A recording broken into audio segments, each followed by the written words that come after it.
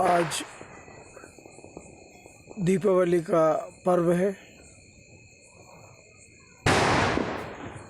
हिंदू धर्म से संबंधित मेरे भाई जहाँ कहीं भी रह रहे हैं, वे दीपावली का पर्व बड़ी हर्ष और उल्लास से मना रहे हैं। उन्हें मैं दीपावली की हार्दिक शुभकामनाएं देता हूं और उम्मीद करता हूं कि वे माँ लक्ष्मी जी की पूजा अर्चना करने के बाद में एक प्रण करेंगे कि हमें गौ माता की सेवा में लगना है। गौ माता के स्वास्थ्य को लेकर, उसके चारे को लेकर जागरूकता पैदा करना है। मैं वरिष्ठ पत्रकार बीके हिंदुस्तानी यूट्यूबर, बीके हिंदुस्तानी पत्रकार यूट्यूबर आप सभी से करबद्ध निवेदन करता हूं, मां नर्मदा के बाबरी घाट, सिवनी मालवा तहसील, जिला नर्मदापुरम, होशंगाबाद, मध्य प्रदेश, भारत, थाना शिवपुर से। मैं स्वयं गौ सेवक हूँ। मेरे गुरु जोईराम शिवराम महाराज जी भी गौ सेवक हैं और हम सभी यदुवंशी परिवार से ताल्लुक़ रखते हैं। कृष्ण के हम वंशज हैं। हमारा धर्म सबसे पहले गौ माता की सेवा करना है। तो इस दीपावली के शुभ अवसर पर सभी को बधाई देने के साथ में उम्मीद करता हूं कि सभी गौ माता की सेवा के लिए तत्पर रहेंगे। उनकी सेवा नित्य प्रति करेंगे और सभी हिंदू भाई जहाँ भी देश के कोने कोने पे रह रहे हैं, विदेश के कोने कोने पे रह रहे हैं, विश्व के हर क्षेत्र में रह रहे सभी हिंदू भाई कम से कम एक गौ माता को संभालने का दायित्व अपनाएं।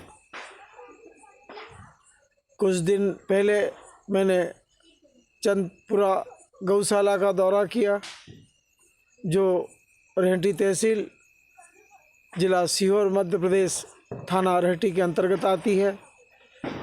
पिछले दिन मैंने चकल्दी गौशाला का दौरा किया, जो रहेठी तहसील, सीहोर जिला, मध्य प्रदेश, थाना रहेठी के अंतर्गत आते हैं। और भी कई गौशाला का मैंने दौरा किया, पर जो स्थिति वहाँ की समितियों की देखा, उससे नहीं लगता कि ये गौशालाएँ कभी सफल श्रेणी में आ पाएंगी। मैं ये नहीं कहता हूँ कि हिंदुस्तान की सभी गौशालाएँ इसी प्रकार होंगी। ग्वालियर में विश्व हिंदू परिषद की बैठक में गया, जिस गौशाला में हमारा कार्यक्रम था ग्वालियर में, उस गौशाला को देख के लगा कि ऐसी गौशाला पूरे देश में होना चाहिए। उसी प्रकार राजस्थान वानेवली आश्रम, जोईराम शिवराम महाराज जी के आश्रम पर भी मैंने 3000 गौ माताओं की सेवा करते हुए अपनी आँखों से देखा और मैंने भी वहाँ पर 7 वर्षों तक सेवा की। मैं उम्मीद करता हूँ कि जो गौशालाएँ संचालित नहीं हो पा रही है, उनकी समितियों को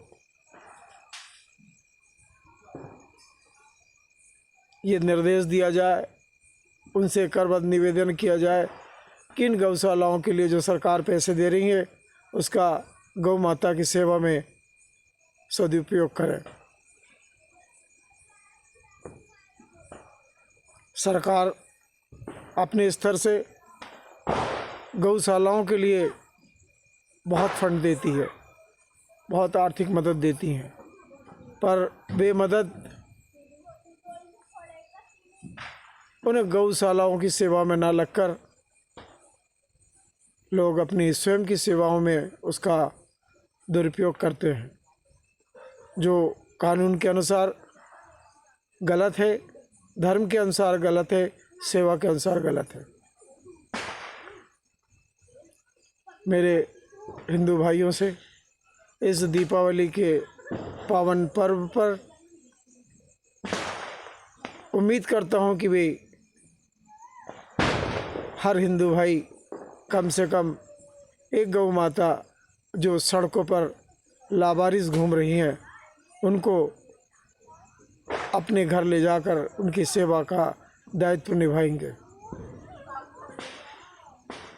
मैं ये नहीं कहता कि आप सड़कों पे चल रही सभी गौ माताओं को लेके जाएं, पर उम्मीद करता हूँ कि देश में जितनी जनसंख्या हिंदुओं की है, यदि सभी हिंदू भाई एक एक गौ माता की सेवा करने लगे तो ये देश के अंदर में सड़कों पर गौ माताएं ढूंढो तो नहीं मिलेगी।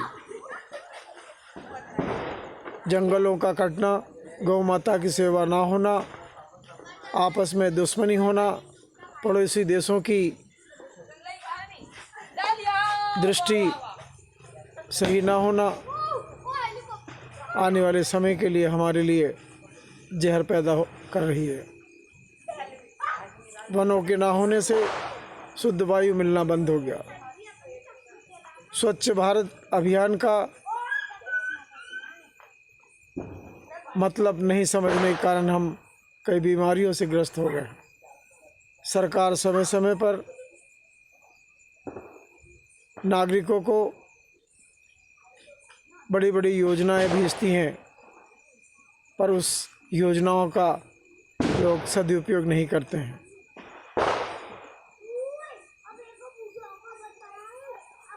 शासकीय अन्न वितरण केंद्रों से जो अन्न दिया जाता है वे अन्न भी लोग दुकानों में बेचकर पैसा घर लेके जाते हैं, जबकि वो अन्न सरकार हमें घर में खाने के लिए देती है, ना कि बाज़ार में बेचने के लिए। कई जगह हम दौरे पे जाते हैं तो वहाँ लोगों को हम देखते हैं कि सोसाइटी से जो अनाज सरकार गरीबी रेखा के अंतर्गत देती है, वही गरीब उस अनाज को बाज़ार में बेच देते हैं। कुछ तो उसका गलत सेवन कर लेते हैं और कुछ उस पैसा का दुरुपयोग भी करते हैं। तो मेरा देश के नागरिक से निवेदन है कि सरकार जो जो चीज़ की हमें सुविधा दे रही है उन सुविधाओं को हम अपने परिवार में उपयोग में लाएं। सरकार ने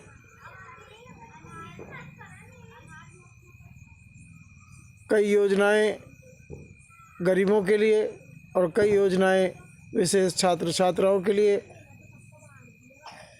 लाई है, पर उस योजनाओं का भी दुरुपयोग हो रहा है। वे पैसे छात्र छात्राओं के विद्या अर्जन के लिए होते हैं, पर परिवार के लोग उस पैसों का भी दुरुपयोग करते हैं। छात्र और छात्राएं असुविधा होने के कारण परेशान रहते हैं। मेरा पूरा जीवन पत्रकारिता के क्षेत्र में बीता। 18/8/1955 को मेरा जन्म बाबरी घाट तहसील सीनी मालवा थाना शिवपुर में जुड़े भाइयों के रूप में हुआ। मैंने हर समय ये प्रयास किया कि सरकार की योजना का ज़्यादा से ज़्यादा फ़ायदा अपनी कलमों के माध्यम से आम जनता तक पहुंचाऊं। जहाँ जहाँ शासकीय अधिकारी, शासकीय कर्मचारी कोई गलत कार्य कर रहे हैं, किसी का दुरुपयोग कर रहे हैं, तो उसकी अपनी कलम के माध्यम से, अपने चैनल के माध्यम से मैंने सरकार को सूचित किया है। कार्रवाइयाँ हुई भी है। मेरे इस मिशन में मैंने कभी भी गलत चीज़ों के साथ समझौता नहीं किया और इसीलिए मेरे ऊपर कई बार जानलेवा हमले हुए।